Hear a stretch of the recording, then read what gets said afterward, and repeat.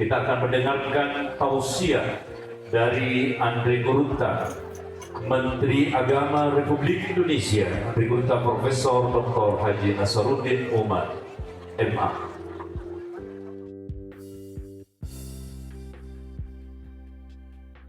Bismillahirrahmanirrahim.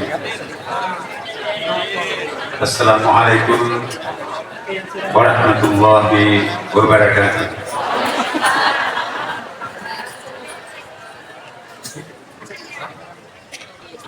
Saya ulangi sekali lagi,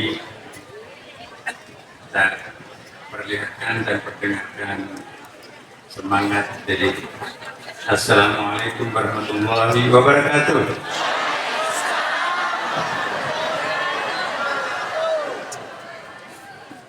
Alhamdulillah. Alhamdulillahilladzi arsala rasulahu bil huda wa dinil haqq liyudhhirahu 'ala ad-din kullihi walau karihal musyrikun. Asyhadu an la ilaha illallah wa asyhadu anna Muhammadan 'abduhu wa rasuluh. المبعوث للناس كافة بشيرا ونذيرا وداعيا إلى الله بإذنه وسراجا منيرا. اللهم صل وسلم على هذا النبي الكريم والرسول العظيم وعلى آله وأصحابه ومن تبعه إلى يوم الدين. اللهم صل وسلم على سيدنا وحبيبنا وشفيعنا ومولانا وأتباعنا وقرة أعيننا محمد صلى الله عليه وسلم. أما بعد, yang sama-sama kita muliakan dan sekaligus mohon semuanya kita doakan agar beliau-beliau yang nanti tersebutkan diberikan kesehatan dan umur yang panjang guna mengabdikan dirinya, mewakafkan segenap potensinya untuk kejayaan dan i'la'i kalimatillah. Para ketua dan anggota majelis syuyukh PPI di sini hadir deretan pertama, Masya Allah, saya sangat berbahagia, sangat bangga masih bisa kita menyaksikan tiang-tiang pancang langit berdiri tegar di bumi Sulawesi Selatan ini.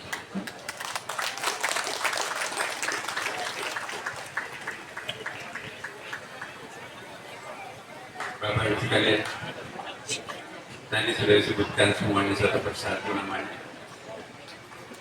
Dan juga ada sahabat saya, Profesor Akil dari negara Seberang. Pernah kami bersama-sama di Masjid Taqwa, dan kali ini baru kita ketemu di Indonesia. Dan duyufun al-kiram min al-Azhar, syukran bihulurikum fi hadzal mahad. Dan semua Bapak Ibu sekalian di sini, ada para pejabat juga, bupati. Tadi juga saya diantar oleh dijemput Pak Bupati dulu. Dan tadi malam juga jam 12 malam kami meresmikan UIN Madura. Kemudian langsung jam 5 tadi kami tinggalkan Surabaya. Cukup panasan sebetulnya untuk tidak hadir, karena besok saya langsung ke Saudi Arabia, karena saya nggak tahu kenapa diminta sebagai penasehat kerajaan di sebuah yayasan beliau MBS. Sendirian, yang bukan orang Arab di antara 7 orang itu. Dan alhamdulillah Bapak Ibu sekalian, saya bersyukur sekali masih bisa bersama-sama dengan keluarga besar pondok pesantren DDI. Sehingga saya tahun lalu juga akan hadir, dan setiap acara-acara penting DDI juga saya insya Allah hadir. Dan secara pribadi juga betul apa yang dikatakan oleh Guru tadi, ya, bahwa di rumah saya semenjak kami pindah ke Jakarta tahun 1990 sampai hari ini, kami mengundang anak-anak kami dari DDI, dari Asadiah, sekarang juga dari Alinnas, untuk mempertemukan mereka. Dan bukan saja sampai di situ ya, tetapi kami ikut memberikan, mencarikan beasiswa. Bahkan sampai selesai kita meminta lanjut lagi S2 dan sampai S3. Bahkan bukan hanya sampai di situ, kami sudah mengawinkan anak-anak kita lebih 20 orang di rumah saya. Jadi hari Lebaran kami lebih dari 100 orang cucu Bapak Ibu sekalian. Hadir semuanya itu.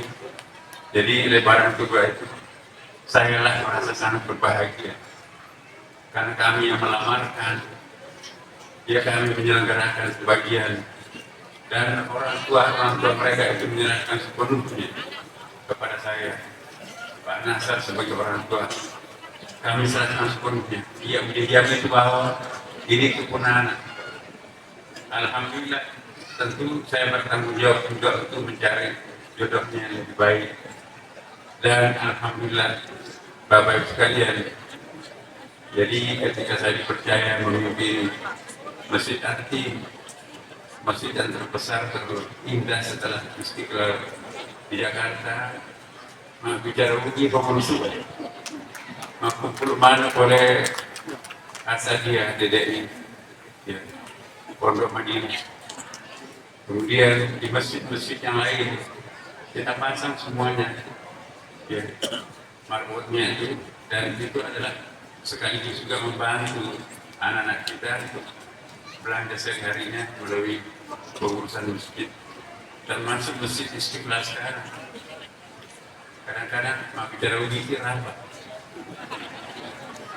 Balai di Mangkok. Dan inilah kesempatan. Kita tidak boleh menikmati peluang yang diberikan Allah kepada kita, tapi itu harus juga diberikan kepada junior-junior kita. Jadi saya waktu pindah ke Jakarta hanya 3 orang tokoh sudah kesempatan. Yang namanya Pak Preslihat dan pembantu rektor 3, Pak Hamid dari Tanah Toraja, Pak Hamid almarhum. Dan begitu saya menjadi pembantu rektor 3 dan pembantu rektor 4, itu sudah berjumlah 40 orang dosen dan pegawai dari Sulawesi Selatan, dan bahkan menjadi pimpinan. Inilah wujud terima kasih kami kepada Alena Anggurta Kiai Haji Muhammad Nasar yang melahirkan anak-anak kandung seperti Asadiah dan Dede. Alhamdulillah juga saya diberi kesempatan ini pada periode kedua diminta untuk anggota tim penyeleksi yang antara 7 orang, jenderal-jenderal sebagian besar, untuk mendapatkan gelar tanda pengangkatan kehormatan, termasuk gelar kepahlawanan. Dari situ kami tahu apa kekurangan berkas, sehingga Guru Kiai Haji Muhammad Nasar tahun ini belum mendapatkan gelar pahlawan nasional. Sama juga kami dapat menemukan berkasnya Guru Kiai Haji Mudaleh. Masih ada beberapa kekurangan memang, dan insya Allah saya minta mari supaya kedua tokoh kita ini diberi kelengkapan secepatnya. Mudah-mudahan tahun-tahun atau kesempatan yang datang bisa menjadi pahlawan nasional. Bapak Ibu sekalian,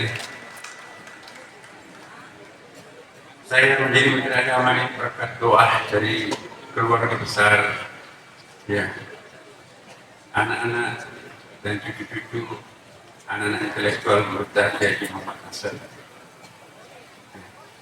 Benar-benar saya rasakan bahwa doa itu masyarakat.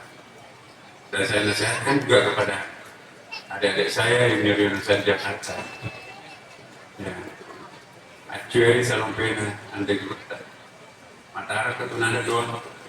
Nah sebangka itu tahu mampu tuh mampu nanda doang. Ada masa bahagia. Jadi kita ingin betul-betul menciptakan apa DDI dengan Asadia ini sebagai ahli waris intelektual kalian teman kita ahli Gurta di Muhammad Hasan. Dan saya juga selaku Menteri Agama benar-benar saya ingin memasukkan karakter yang telah ditanamkan, yang telah ditanamkan oleh ahli Gurta di dalam penciptaan pondok pesantren ini.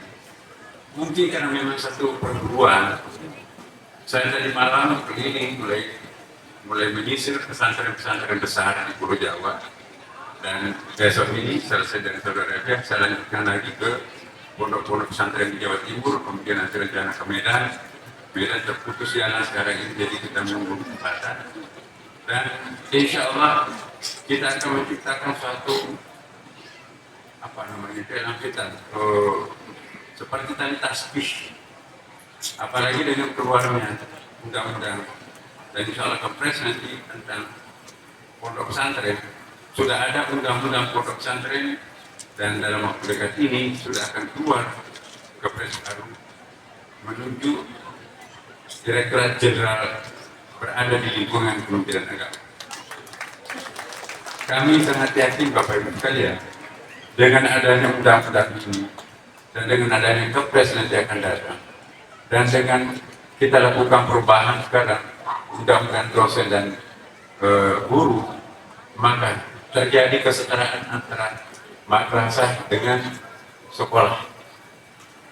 Selama ini di seberang jalan sana Bapak Ibu, tanahnya diberikan negara, sekolahnya dibangunkan negara, laboratorium, perpustakaan, sampai buku-bukunya pun juga semuanya diberikan oleh negara.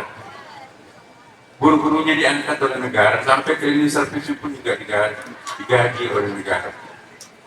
Renovasi gedungnya pun juga semuanya dibangunkan negara. Tunjangan dan upgrading guru-gurunya luar biasa banyaknya.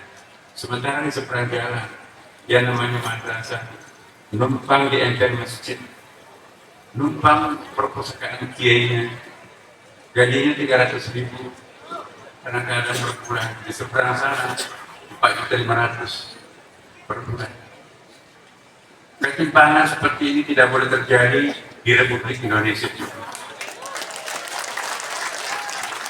Kemarin pagi saya kepada Bappenas, saya ceritakan apa adanya. Bapak-bapak Presiden Prabowo menghendaki adanya keadilan di dalam dunia pendidikan. Namun demikian Bapak Ibu sekalian, meskipun kita anggaran yang sangat terbatas dan sekolah-sekolah termasuk sekolah unggulan per hari ini belum bisa ada yang mengalahkan madrasah. Jadi pembiayaan sekolah maju ke depan dan hanya serba cukup, madrasah di belakang. Tadi ketika finish didahului sekolah ini. Insan cendekia, madrasah insan cendekia, sebelum ada sekolah unggulan dan sekolah paling mahal di Indonesia yang bisa mengalahkan prestasi. Kemudian juga termasuk Man 2, Madrasah Alia Malang, dan juga Madrasah Insan Cendekia Gorontalo, itu belum terkalahkan. Tunjuklah sekolah yang paling mahal, paling favorit, ya, dengan segala macam fasilitasnya, tapi ternyata tidak bisa mengalahkan alumni-alumni madrasah. Baru-baru ini di Rektor ITB nanya, Pak Nasr, apa rahasianya ini? Baru-baru ini kami mewisuda sarjana teladan seluruh fakultas ITB itu adalah anak pesantren hafal Quran 30 juz. Saya katakan, itu karena mungkin terbiasa hafal Quran. Rumus kimia itu cuma 2 halaman Bapak. Ada rumus-rumus matematika kimia itu cuma 2 halaman. Kalau Quran itu kan 30 juz. Apalagi kalau cuma 2 halaman, itu senari sudah cukup dihafal anak-anak kami. Dan Bapak Ibu sekalian, dengan hadirnya pondok pesantren sebagai bagian entitas tersendiri, maka di Republik ini kita memiliki ada 3 komponen lembaga pendidikan. Ada pendidikan umum, sebutlah pendidikan sekuler, ada pendidikan Islam, dan juga ada pendidikan pondok pesantren. Apa perbedaan ketiga entitas lembaga pendidikan ini? Mohon izin Bapak Ibu, ada waktu, karena ini penting supaya nanti kita membuat kurikulum ini betul-betul harus jelas nanti. Apa perbedaan antara madrasah dengan pendidikan Islam, pesantren dengan pendidikan Islam dan pendidikan umum? Kalau pendidikan umum dan pendidikan agama Islam gampang bisa dibedakan. Sekolah itu kalau kita asal usulnya awal-awalan dan sekolah itu ya, ada yang mengatakan bahwa sekolah adalah suatu tempat khusus ya, satu tempat khusus untuk belajar dan dengan waktu tertentu juga, maka itu disebut sekolah. Bedanya dengan madrasah, kalau madrasah itu akar katanya dari mana? Darasa misalnya kan, mudarris. Apa yang dimaksud? Madrasah itu tidak ditentukan waktunya kapan belajar, tidak ditentukan juga di mana tempatnya belajar secara tertentu. Inilah bedanya sekolah dengan madrasah. Madrasah itu artinya waktu dan tempat anak itu sangat luas untuk mendapatkan pembelajaran. Sedangkan sekolah hanya di sekolah, alamatnya di mana. Jadi pagi sampai sore. Tapi kalau madrasah, bangun tidur, baca apa kalau kita bangun tidur? Masuk ke toilet, kaki apa yang paling duluan? Keluarnya apa? Masuk ke masjid, kaki kanan, keluar kaki kiri. Mau makan, jadi 24 jam waktu belajarnya orang itu di madrasah. Sedangkan di sekolah itu hanya waktu tertentu dan di tempat tertentu. Apa yang dipelajari di sekolah? Ya. Inilah bedanya yang paling prinsip. Jadi ada ontologi, ada epistemologi, ada aksiologi, bahkan ada kelembagaan. Jadi ada 4 hal yang berbeda. Ontologi itu jawaban dari pertanyaan what, ma. Epistemologi jawaban daripada pertanyaan for what. Ya. Jawaban daripada kaifa, ya, bagaimana, how. Dan epistemologi itu jawaban daripada pertanyaan untuk apa, jadi tujuan di sini. Mari kita lihat Bapak Ibu sekalian, supaya kita semuanya warga diri tahu secara tajam apa perbedaan antara sekolah dan madrasah. Dan Bapak Ibu sekalian juga perlu tahu, kalau paham tentang perbedaan sekolah dan madrasah, pasti Bapak Ibu yang mengerti tentang hal ini akan memasukkan anak-anaknya ke dalam madrasah atau pondok pesantren. Pendidikan umum, sebutlah pendidikan sekuler. Ontologinya itu adalah alam. Yang dimaksud alam sekolah sama juga dengan di mana UGM sekolah umum perguruan tinggi umum itu. Ontologi itu adalah alam. Mana alam? Apa yang dimaksud alam buat mereka? Ialah alam ini, alam yang bisa diukur itu fisika.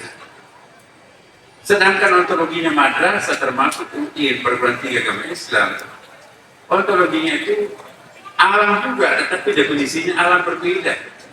Yang dianggap alam oleh pendidikan sekuler, apa yang bisa diukur, apa yang bisa diindra oleh panca indera, yang tidak bisa diindra oleh panca indera, itu bukan alam, it's not sciences, bukan objek ilmu pengetahuan. Yang bisa dijadikan objek pengetahuan adalah alam indrawi ini. Sedangkan kita dalam madrasah, kita kenal ada yang disebut dengan alam gaib. Mengingkari alam gaib otomatis rusak rukun iman kita. 6 rukun iman itu tidak bisa dijelaskan secara visual panca indera. Siapa yang pernah mengukur berapa derajat Celcius panasnya neraka. Siapa yang pernah melihat substansi kimianya berapa itu? Tidak ada. Jadi ontologinya berbeda. Makanya itu lebih luas mana ontologi madrasah atau sekolah? Tentu jawabannya adalah sekolah. Bahkan nanti madrasah ada lebih dalam lagi. Bukan saja mempelajari alam gaib, tapi juga mempelajari apa dengan ghaibul ghuyub, the secret of the secret. Ada sirul asrar. Jadi lebih dalam kajiannya pesantren daripada pendidikan Islam. Makanya itu Bapak sekalian, di sinilah nanti kita akan menemukan alumni pondok pesantren itu pasti akan lebih pintar, lebih cerdas, dan lebih wise, bijak daripada lembaga-lembaga yang lain. Kenapa? Karena itu tadi. Kemudian epistemologinya. Bagaimana belajar di pendidikan umum? Hafal. Tempat belajarnya sekolah itu ya guru. Nah, kalau sekolah tempat untuk memperoleh pengetahuan dari guru. Sedangkan madrasah pesantren tempat untuk mendapatkan ilmu Allah. Jadi kalau di sekolah dipersepsikan tempat untuk mendapatkan ilmunya guru, ilmunya dosen. Tapi di madrasah adalah tempat untuk mendapatkan ilmunya Allah. Guru itu hanya mediator, perantara. Ilmunya Allah. Mana lebih hebat, Allah atau guru? Tentu Allah Subhanahu wa Ta'ala. Dan metodologinya dalam pondok pesantren madrasah itu benar-benar sangat-sangat hebat. Metodologi sekolah umum ada yang disebut dengan JBSA, cara belajar siswaktif. Ini guru-guru tahu itu. Penataran tentang JBS, cara belajar siswa. Jadi ada namanya accelerated learning. Accelerated learning itu percepatan pengetahuan. Tapi kalau di madrasah, oke, JBS juga dipahami, tetapi ada suatu hal yang sangat prinsip, karena kita berangkat dari sebuah ayat. Metodologi yang diajarkan Quran, dan itu yang diterapkan di pondok pesantren, tidak diterapkan di perguruan tinggi atau sekolah umum, ya. Kama arsalna fikum rasulan minkum yatluu alaikum ayatina wa yuzakkikum wa yu'allimukumul kitaba wal hikmah wa yu'allimukum ma lam takunu ta'lamun. Coba kita lihat. Sebelum melakukan ta'lim, terlebih dahulu dilakukan tazkiyah. Wa yuzakkikum dulu, pembersihan pensucian batin dulu, ya. Baru melakukan ta'lim. Tidak dibalik. Wa yu'allimukum wa yuzakkikum, tapi wa yuzakkikum tsumma wa yu'allimukum kita buat. Bahkan di situ kalau kita sedang mengindahkan metodologi ini, ada redaksinya kan. Wa yu'allimukum ma lam takunu ta'lamun. Dalam ilmu balaghah kan beda itu fungsi la dengan lam. Kalau ma lam takunu ta'lamun itu sesuatu yang unknowable, tidak sesuatu yang tidak diketahui unknown gitu ya. Tapi begitu diajarkan guru, udah paham kita. Tapi kalau di madrasah ada satu konsep yang disebut dengan malam takunu ta'lamun. Itu unknowable. Tidak mungkin kita bisa pahami kalau bukan Allah sendiri yang membukakan pintu ma'rifat. Mau jungkir balik mempelajari. Maka itu hanya orang-orang yang melakukan pensucian diri yang mampu dibukakan pintu rahasia. Itulah nanti disebut dengan mukasyafah. Di dalam pondok pesantren Bapak Ibu sekalian, ilmu itu bukan hanya domainnya akal seperti di sekolah umum. Ilmu pengetahuan itu ada domainnya batin. Ya. Makanya itu metodologinya juga. Kalau di sekolah itu fokusnya adalah konsentrasi, fokus untuk mempelajari satu objek dengan menggunakan rasio. Sedangkan di pondok pesantren, selain konsentrasi, ada yang disebut juga kontemplasi. Kontemplasi itu fokus untuk mempelajari satu objek dengan menggunakan rasa, spiritual feeling. Jadi kita lihat, iqra itu adalah cara untuk mempelajari ilmu-ilmu yang sifatnya ilmu alam tadi. Ya, itulah fokusnya pada konsentrasi. Tapi bis merah putih itu adalah fokusnya kontemplasi. Makanya itu Rasulullah SAW 6 tahun lamanya turun ke Gohira. Sama lamanya dengan Siddhartha Gautama itu bersemedi juga 6 tahun di toko Buddhis di India sana.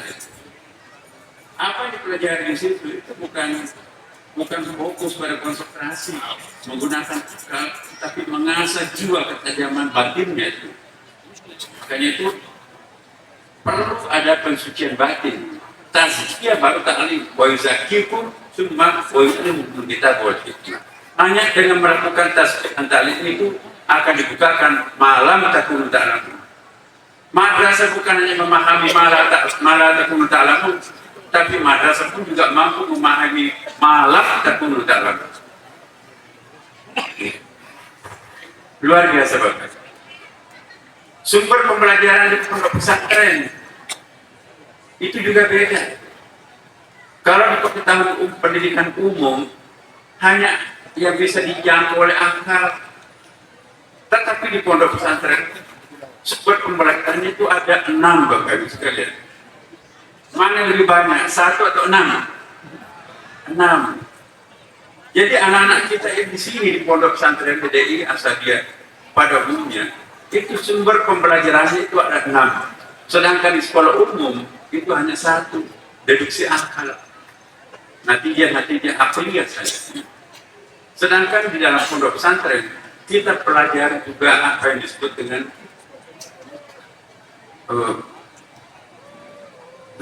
intuition bahasa Inggris. Kecerdasan spiritual. Intuisi, istiqlal. Mintalah pandangan kepada hati nuraninya, tidak pernah bohong.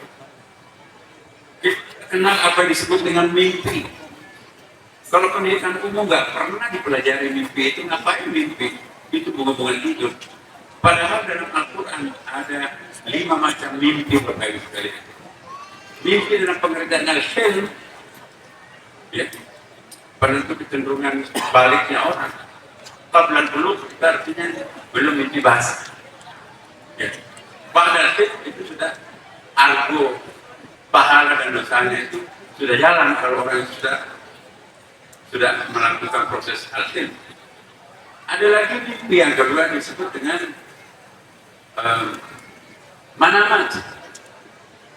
Ya. Inni ara fil manami anni asbaka fanzur madza tara. Qala if'al wa satajiduni insyaallah min as-sabirin.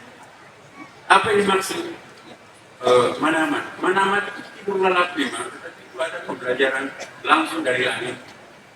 Itu yang dilihat oleh Nabi Ibrahim alaihissalam. Saya melihat dalam mimpi anak, apa kata Nabi Ismail? If'al tu'mar satajiduni insyaallah min as-sabirin. Kerjakan perintah Tuhan. Kenapa? Karena redaksi yang digunakan ayatnya ini ra'afil manami, bukan ini ra'afil hilmi. Kalau ini ra'afil hilmi, jangan dulu ayat itu bunga-bunga tidur itu. Manamat itu pasti dari Allah SWT. Mimpi yang ketiga disebut dengan ru'ya. Ru'ya itu antara tidur dan tidak tidur. Dalam ilmu neurologi, ilmu saraf itu ya, ada beta, itu getaran otaknya 24/second.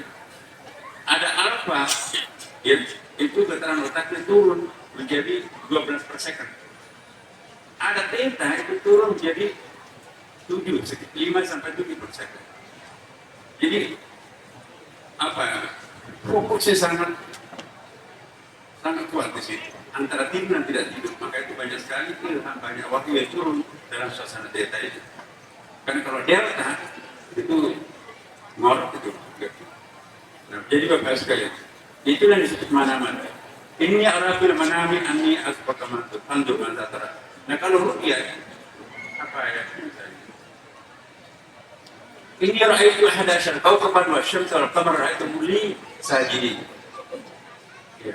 Nabi Yusuf bermimpi menyampaikan kepada ayahnya, saya bermimpi diperlihatkan 11 planet termasuk matahari dan bulan. Kata ayahnya Nabi Yusuf, yaitu Nabi Ya'qub, la taqsas ru'yaka, jangan kisahkan ru'ya itu. Mimpi yang keempat ada yang disebut dengan mimpi wakiyah. Ada surah Al-Waqiah. Dalam literatur kitab kuning Al-Waqiah itu, sebelum kejadian keesokan harinya, itu ada warning diperlihatkan di malam hari. Banyak ulama kita dia bisa mengintip masa depan melalui persahabatannya dengan penghuni alamul mithal menurut Ibnu Arabi. Imam Al-Ghazali menyebutnya sebagai alamul khayal. Jadi ada alam antara alam gaib itu disebut dengan alam barzah atau disebut juga dengan alamul mithal atau alamul khayal. Itu ada penghuninya. Kalau orang rajin salat, rajin konsentrasi, berarti akan melalui proses itu. Dan itulah yang suka memberikan bocoran. Tidak sembarangan orang bisa dapat bocoran. Maka itu buta kajian Bodalek. Banyak sekali memori yang bisa kita lihat. Banyak keajaiban yang dialami. Ya, saya punya koleksi-koleksi pengalaman pribadi itu. Saya cerita-cerita para murid. Mungkin juga kayak di masa, tapi sebelum bukannya sebelum inventarisasi.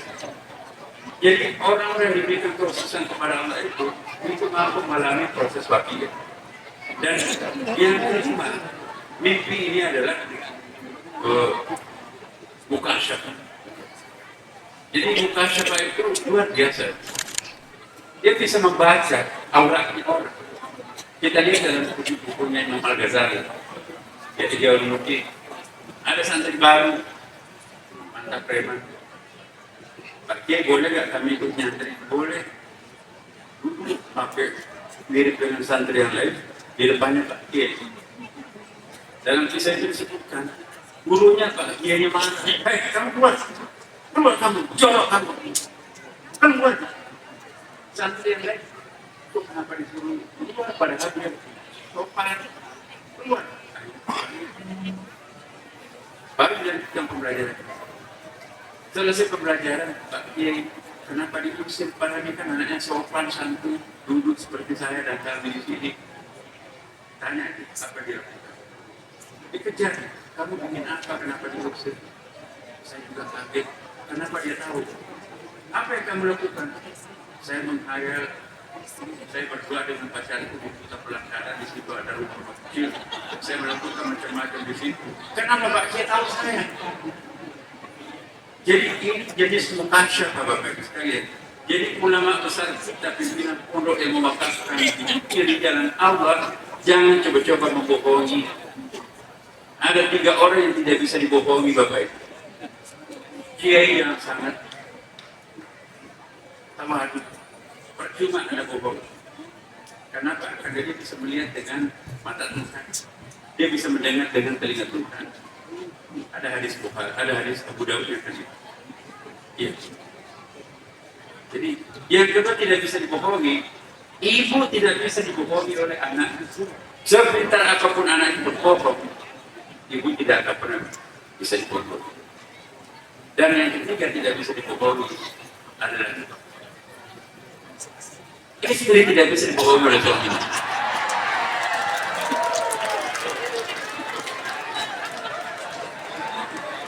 Kenapa baru pulang Bapak? Wah, ada rapat mak. Rapat malam ini. Jadi sepintar apapun suami membohongi istri, asal istrinya itu adalah salehah, percuma. Hanya nggak mau ribut. Iya, udah daripada ribut juga sudah kejadian. Nah, jadi para suami di sini jangan coba-coba membohongi istrinya. Pasti dia tahu. Bapak sekalian. Jadi saya lanjutkan bahwa perbedaan antara madrasah dengan sekolah seperti tadi. Ilmu-ilmu laduni itu ada Bapak Ibu. Mengingkari ilmu laduni sama dengan mengingkari surah Al-Kahfi ayat 60 sampai 82. Iya. Dan sekarang sudah mulai dipublikasi Bapak. Apa yang dulu ditinggalkan oleh pendidikan sekuler ilmu laduni itu ternyata sekarang sudah ditemukan oleh apa yang disebut dengan artificial intelligence. Jadi daun-daun seperti ini misalnya, alat itu bisa melipat gandakan 20.000 kali sebuah bunyi itu. Nah, kembang-kembang ini diperbesar suaranya, diperbesar sampai lebih dari 20.000 kali. Apa bunyinya? Ternyata ada suaranya. Suaranya itu adalah berzikir, mengagetkan. Ini mengingatkan kita kepada hadis Nabi, Bapak. Dalam kitab apa ya? Pondok pesantren itu. Pada saudara Irsyadul Ibad. Tapi ada hadisnya di dalam koleksi hadis kita itu ada. Nabi memungut butir-butir pasir di lantainya. Hai Usman, pernah nggak mendengarkan pasir bertasbih? Masa pasir bertasbih? Coba tangannya Usman. Coba lepaskan di telinganya. Ada nggak kedengaran? Nggak ada ya Rasulullah. Dempetkan di telinganya. Oh ada, seperti suara nahal. Suara lebah, seperti suara lebah. Waduh. Pindahkan pasir itu ke tangan Abu Bakar, ya, tangan Ali. Semua mendengarkan suara itu. Itu bukan suara lebah, tapi suaranya pasir. Wa inni syai'in illa bihamdihi walakin la ta'lamun tasbihah. Semuanya bertasbih, hanya kita tidak memahami tasbih. Kenapa enggak pakai alat? Nah sekarang serba canggih alat ini, orang bisa mendengarkan. Pasir itu enggak ada yang pasif, Bapak Ibu. Pasir itu kan kelihatan diam, tidak ada sesuatu yang diam. Semua punya gerakan, tapi gerakannya sangat halus. Terbukti kan? Bapak, tidak ada benda mati dalam Al-Quran. Kata siapa dong benda mati? Enggak ada benda mati. Masa manusia dikatakan mati? Mati itu pindah terminal, ya, terminal alam arwah, transit ke alam rahim ibu, alam fana. Sekarang kita sama-sama begini. Gurta jajah modalnya sudah alam keempat, alam barzah, alam kubur. Dan nanti finishnya alam arwah. Manusia sekali jadi manusia, tetap manusia, tidak akan pernah berhenti jadi manusia. Makanya itu dalam akhir surah An-Naba, ya laitani kuntu turaba. Ya Allah, kembalikan aku jadi tanah daripada aku disiksa di neraka seperti ini. No way, tidak mungkin. Sekali jadi manusia, tetap jadi manusia, tidak akan pernah berhenti jadi manusia. Makanya itu dalam teologi, manusia itu disebut sebagai makhluk abadi atau wujud abadi. Ada 3 macam wujud. Ada wujud azali, tidak diawali ketiadaan dan tidak juga diakhiri dengan ketiadaan. Itulah Allah Subhanahu wa Ta'ala. Wujud abadi diawali ketiadaan, tidak akan pernah diakhiri dengan ketiadaan. Itulah manusia. Dia dari tiada menjadi ada, sekali menjadi manusia, tidak akan pernah berhenti jadi manusia. Apakah yang mati itu tidak bisa berkomunikasi dengan orang hidup atau orang mati? Siapa bilang? Inna Allah wa malaikatahu yusalluna 'alan nabi. Ya ayyuhalladzina amanu sallu 'alaihi wa sallimu taslima. Itu kan fi'il mudhari. Jadi pondok pesantren itu gurunya bukan hanya orang hidup. Alangkah miskinnya seorang santri kalau gurunya hanya orang hidup. Lihat ensiklopedia para Jami' Karamatul Aulia Syekh Yusuf Nabhani. Lihat syaratnya. Ensiklopedia para Imam Al-Ghazali, ini ada Syekh kita. Beliau Syekh Atif ini mendapatkan titel cum laude di Al-Azhar University.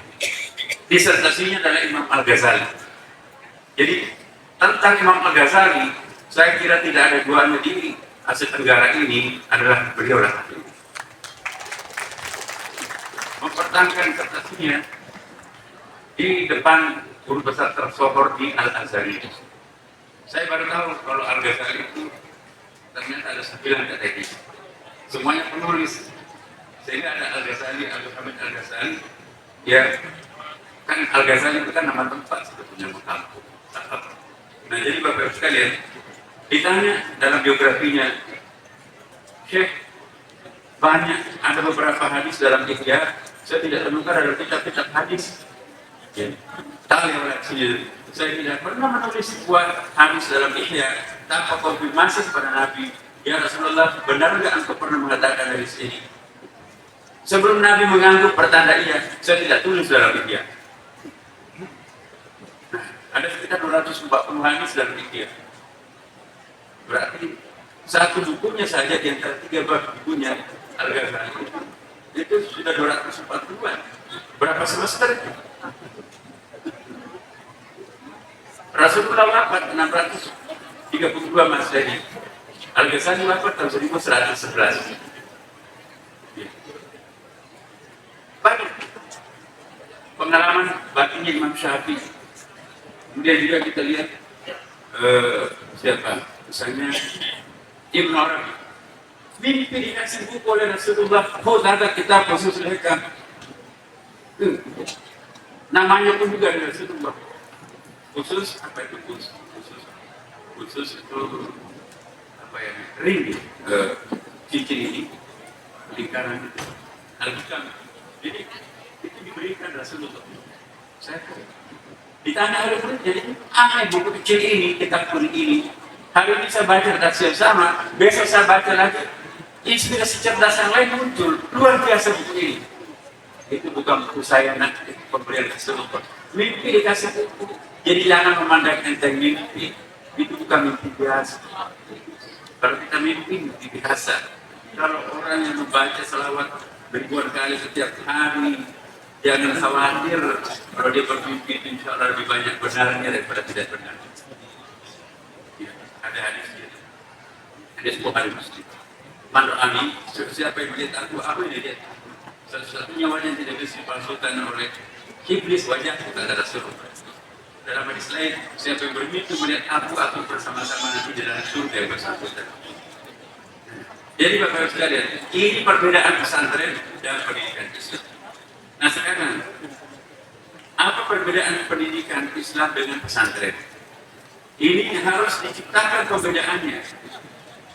Karena kalau tidak, nanti Bapak Kementerian Keuangan tidak memberikan biaya. Ini kan penting di dalam ilmu anggaran itu tidak boleh ada nomenklatur yang sama kan. Nah kita sedang sekarang mempelajari. Nah kira-kira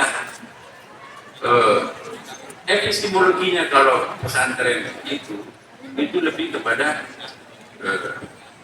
metodologi kulturi. Kalau pendidikan Islam kan belum menyelam lebih dalam, maka itu metodologi usuli. Jadi madrasah agak sedikit menengah, tapi yang paling dalam nanti itu adalah pesantren. Itulah. Jadi relasi antara guru dan murid pendidikan umum adalah jahil wal ma'lum. Orang pintar, murid itu bodoh sehingga harus dipintarkan oleh guru. Di dalam madrasah Bapak Ibu sekalian, apalagi pesantren, relasi antara murid dengan guru itu ya kafir dan apa itu tersikap ya, mukasar. Ad-dakhir mengingat lakar kita juga berarti ada maka syakna kita membahas kalimat apa lekadika. Jadi kalian nanti para santri ya semakin bersih, semakin dalam kita, maka semakin akan dibaca. Lakar kita juga berarti al-ghafil lupa ya. Jadi al-ghafil dan al-dzakir itu epistemologi pesantren, pendidikan Islam. Tapi nanti kalau pondok pesantren lebih dalam lagi. Nah, jadi ini ada 3 lapis di sini. Umum, makro, itu pendidikan umum. Dan pendidikan Islam masuk menengah. Tapi yang paling dalam nanti adalah pondok pesantren. DDI dengan asalnya adalah lebih menekankan pondok pesantren daripada sekedar madrasah. Kita pertahankan ini Pak Kiai, Bapak Ibu sekalian. Mari kita entitas utama kita itu adalah pesantren, not only madrasah. Nanti kita jelaskan lebih panjang lebar tentang hal ini. Terakhir, kalau di pondok pesantren, ya cara mempelajari Quran apanya? Pendidikan Islam apanya? Kalau pendidikan umum, yang berarti baca Quran, nggak perlu tahu artinya. Kalau mau itu urusan Anda. Tidak ada dalam buku harus menunjukkan kamu nggak boleh lulus kalau tidak menghafal, kalau tidak paham isinya Al-Quran. Tapi kalau madrasah dituntut untuk paham artinya. Tapi ingat, Quran itu 4 lapis. Ada ibarat Quran untuk orang awam. Ya. Ada isyarat Quran untuk orang-orang scholars. Ada lataif Quran untuk khawas. Dan ada yang paling dalam aqaidul Quran. Jadi itulah sebabnya ada 4 iqra. Iqra mana jafari, iqra bismi rabbik, dan iqra keempat, iqra. Yang terakhir adalah warabukal akram alladzi al-masjid alam al-madisah malam. Nah, kita berharap pada iqra beberapa. Iqra'nya pendidikan Islam itu iqra kedua. Tapi iqra'nya pesantren adalah harus iqra yang ketiga. Apa itu iqra 1, 2, 3, 4? Ya, saya tidak jelaskan panjang di sini dan ada buku saya. Yang paling penting bahwa di pondok pesantren nanti Bapak Ibu tidak hanya mempelajari Al-Quran sebagai kitabullah. Saya ulangi, Al-Quran itu ada 2 dimensi. Al-Quran sebagai kitabullah yang turun dalam bentuk mushaf dari Jibril, itu yang kita hafal Quran 30 juz. Dan ada Al-Quran sebagai kalam Allah, the speech of God. Ya. Siapa mampu membaca Al-Quran sebagai kalam Allah, syaratnya lebih berat. Kalau Quran kitabullah, syahrul Ramadan alladzi unzila fihi al-Quran hudan linnas. Jadi ada Quran hudan linnas, siapapun juga. Dosen saya di McGill dulu di Kanada, Bapak sekalian. Itu ada namanya Profesor Bulatar, Profesor Dender. Habis mengajar Quran, ulumul Quran, makannya pakai babi, minumnya pakai alkohol. Yang diajarkan itu pasti hanya Al-Quran sebagai kitabullah, bukan Al-Quran sebagai kalamullah. Apa syaratnya untuk bisa memahami Quran sebagai kitabullah? Alif lam mim, dzalikal kitabu la raiba fihi hudan lil muttaqin. Jadi ada Quran hudan linnas, ini dalam bentuk mushaf. Ada Quran hudan lil muttaqin, itulah dalam bentuk kalamullah. Berat. Man humul muttaqun? Siapa orang bertakwa? Alladzina yu'minuna bil ghaib wa yuqimuna shalah wa mimma razaqnahum. Alladzina yunfiquna bis sarra wa dharra wal kadhimina al-ghaib wal 'afina 'anil nas. Apakah kita sudah sedemikian itu? Masih ya. Bukan hanya itu, tapi harus bersih. Ya ayyuhal muddaththir, wahai orang yang berselimut. Mari kita pahami pemahamannya orang umum.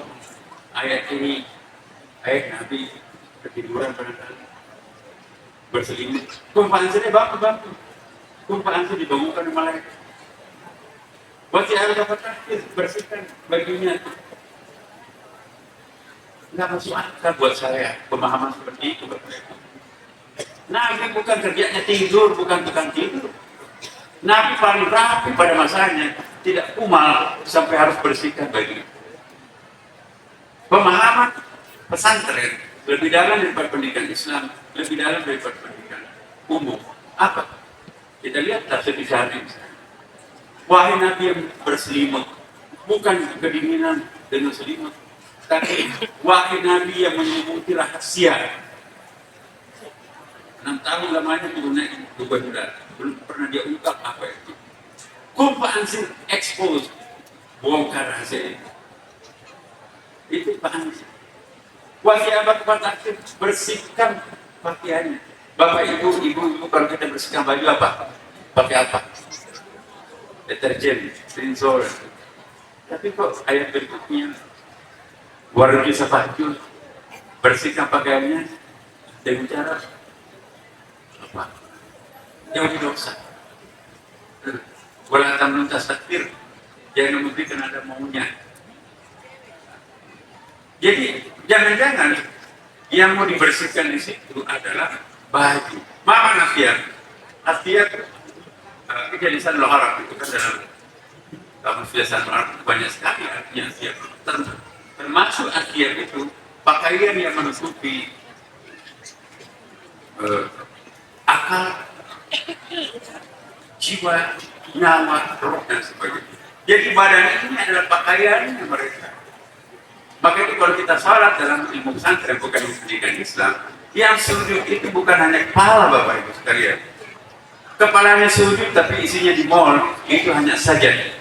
Fi'il itu saja dia sujud.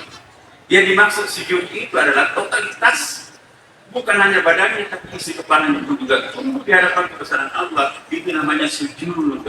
Wasjud waqtarib. Nah, ibu-ibu, bapak sekalian, kalau kita tanya, apakah selama ini lebih banyak sajad atau sujud? Jujur. Pantas doanya gak digabung. Jadi, bapak ibu sekalian, totalitasnya harus sujud. Nyawa, zauq, dan akal harus sujud di hadapan Allah, itu sujud. Tempat sujudnya mereka di mana? Di mana tempat sujudnya akal, nyawa, roh dan sebagainya? Di dalam badan. Apa bahasa Arabnya tempat sujud? Masjidun. Jadi masjid itu bisa diartikan badan ini masjid. Sah sholat kita kalau kotor tempatnya, enggak. Maka itu bersihkan badannya. Cara membersihkan badan bukan hanya pakai sabun, jangan pakai berdosa. Ya dan seterusnya Bapak Ibu.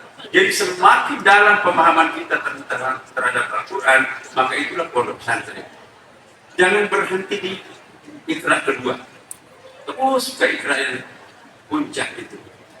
Nah inilah Bapak Ibu sekalian, kita sangat berdoa kepada Allah SWT. Semoga guru-guru kita yang ada di tempat kita ini, di depan kita ini dipanjangkan umurnya. Ya Allah, kalau ada pengandaian, ambillah hambamu yang preman itu, panjangkan umurnya bapak-bapak kita yang ada di panti. Ini kita perlukan, sangat kita butuhkan. Inilah bapak sekalian, selaku Menteri Agama, saya ingin menekankan betul, perbaiki moralitas anak-anak muda kita. Baru saya pulang dari Vatikan Bapak Ibu, ketemu dengan Paus Leo keempat plus. Saya nggak tahu di antara seluruh kepala negara dan pemimpin-pemimpin umat beragama termasuk Syekhul Azhar yang diminta untuk mendampingi Paus itu adalah Imam Besar Istiqlal. Diajak berdiskusi dan di antara deklarasi yang paling ditandatangani Vatikan, deklarasi yang paling pertama kali tidak diikuti ialah deklarasi Istiqlal ketiga. Di situ ada 3 intinya dan saya mohon nanti dari Asadia bersama-sama kita mewujudkan message itu. Ada 3. Pertama adalah bagaimana mencegah dehumanisasi, artinya pemusnahan kemanusiaan melalui perang dan hal-hal apa, dengan menggunakan kesadaran umat beragama. Yang kedua, bagaimana merawat lingkungan hidup ini dengan menggunakan bahasa agama.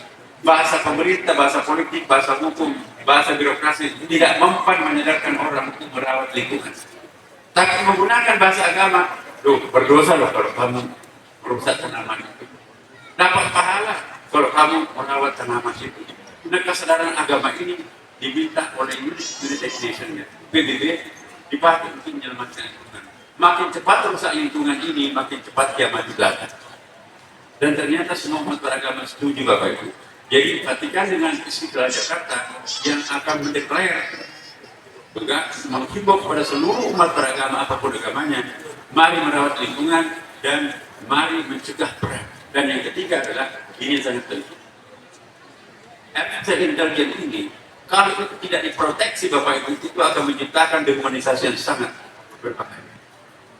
Artificial intelligence itu kalau tidak dibimbing oleh moralitas agama Bapak Ibu, itu akan menjungkir balikkan nilai-nilai agama yang sangat tidak tinggi selama ini. Orang bisa bikin manusia Bapak Ibu. Maka itu Paus dengan Imam Besar Istiqlal ini akan mendekatkan Dan ini poin yang keempat. Yang ketiga ini akan ditindaklanjuti pertama. Dan itu didukung oleh umat beragama yang lain. Kita juga berharap pondok pesantren nanti jadilah protektor, mencegah terhadap kerusakan moral gara-gara ilmu pengetahuan dan teknologi. Ya. Dan yang paling terakhir, Bapak Ibu, izinkan saya mengajak kita semuanya. Sekali lagi walaupun juga sudah didoakan, saya pribadi juga mohon kepada kita semuanya, mari kita tuluskan doa untuk kita panjatkan pada Allah untuk kebahagiaan, kedamaian guru-guru kita, para pendiri DDI Al-Azhar, ada juga kayak Imam Al-Asad dan seluruh muridnya yang ada coba-cobanya di Sopen, di Kode, di mana-mana. Sudah banyak ulama kita besar yang meninggal. Saya keliling Bapak, ulama senior sekarang ini Bapak sudah bisa dihitung jari. Di Sulawesi Selatan tinggal ini Bapak. Saya bukan ulama, saya kesulitannya mereka. Nah mari kita Bapak doakan mereka. Ya, mudah-mudahan dia. Saya yakin betul bahwa orang-orang yang sudah wafat juga punya kekuatan untuk memberikan efek terhadap orang yang tinggi. Ya, tidak usah saya jelaskan ini ayat. Tapi mari kita tuliskan Bapak Ibu. Baik kita menjumpai orangnya atau tidak, tapi namanya mesti terpampang di buku-buku. Kita kirimkan surah Al-Fatihah. Doa yang dipanjatkan pada Tuhan oleh seorang anak biologis, anak intelektual, atau anak spiritual, sama kuatnya itu, insya Allah akan bertajasud. Lihat dalam kitab kuning kita bertajasud di amal. Dalam kitab baik kita bertajasud di amal. Tajasud di mana waktu? Doa kita itu nanti akan menjadi parcel, menjadi bingkisan dan sangat membahagiakan guru-guru kita di alamnya di sana. Ala hadidiniya wa ala mu'minin salih. Wa khususan ila hadratil Mustafa Nabi sallallahu alaihi wasallam wa ala alihi wa ashabihi wa man tabi'ahu ila yaumil Bismillahil Fatihah. A'udzu billahi minasyaitonir rajim. Bismillahirrahmanirrahim. Alhamdulillahi rabbil alamin arrahmanir rahim maliki yaumiddin. Iyyaka na'budu wa iyyaka nasta'in ihdinas siratal mustaqim. Siratal ladzina an'amta 'alaihim ghairil maghdubi 'alaihim waladdallin. Amin amin ya rabbal alamin. Demikian Bapak Ibu sekalian. Wallahul a'lam. Wassalamualaikum warahmatullahi wabarakatuh. Mohon berkenan kepada Andre Gurunta untuk tetap berada di tempat. Kami undang dengan hormat kepada Bapak Dr. Haji Ismail Caldu MA, staf khusus Kementerian Agama Republik Indonesia untuk mendampingi Gurunta. Selanjutnya kami undang dengan hormat kepada Bapak Dr. Haji Basnan Said, SAG MAG, juga untuk mendampingi Gurunta. Selanjutnya kami undang dengan hormat kepada Bapak Dr. Haji Akmal Salim Rukmana, Sekretaris Menteri Agama Republik Indonesia. Dan yang terakhir kami undang dengan hormat kepada Gurunta Dr. Haji Ali Afin, SAG MPDI, Kanwil Kemenang Provinsi Sulawesi Selatan. Mohon berkenan kepada Ketua Umum Pengurus Besar Darul Da'wah Wal Irsyad Andre Gurunta Profesor Dr. Kiai Haji Andi Samsul Bahri Andi Galigo LCMA untuk berada di atas panggung, didampingi pimpinan Pondok Pesantren Al Mubarak DDI Tobaraka Andre Gurunta, Dr. Honoris Causa Dr. Andus Andi Muhammad Yusuf Andi Galigo SAG MA.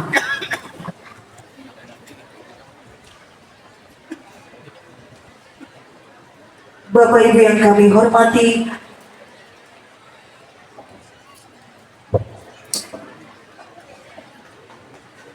selanjutnya penyerahan bantuan kepada Pondok Pesantren Al Mubarak DDI Tobaraka yang akan diserahkan langsung Menteri Agama Republik Indonesia. Bapak Ibu sekalian, ini ada dua macam bantuan kami kepada DDI. Pertama adalah itu pelaksanaan acara ini sudah dibuka, tapi insya Allah nanti pada tahun 2026 segera kami akan susul 500 juta.